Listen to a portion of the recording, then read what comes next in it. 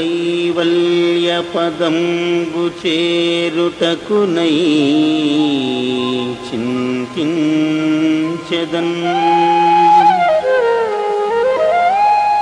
లోకరక్షైకారంభకు భక్తపాలన కళా సంరంభకున్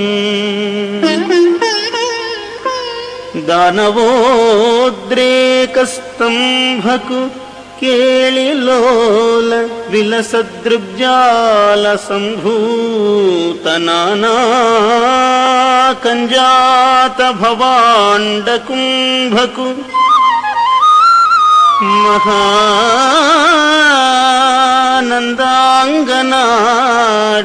మహానందాంగనాడింభకున్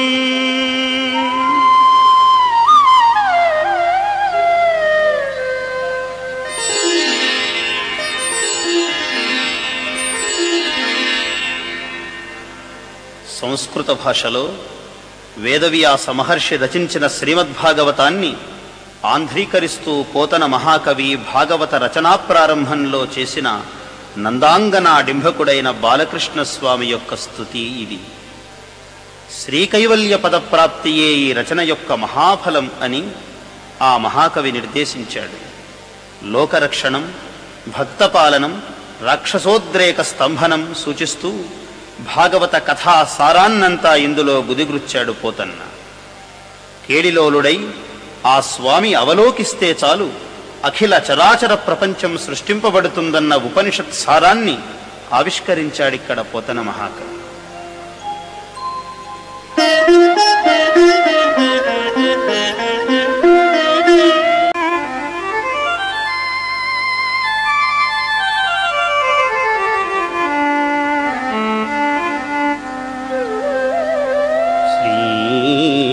కృష్ణ యదుభూషణ నరసఖా శృంగారరత్నాకరా లోకద్రోహి నరేంద్రవంశదహనా లోకేశ్వరా దేవతానీక బ్రాహ్మణ గోగణార్తిహరణ నిర్వాణ సంధాయక నీకున్ మృక్యద త్రుంపవే భవలతల్ నిత్యానుకంపానిధి.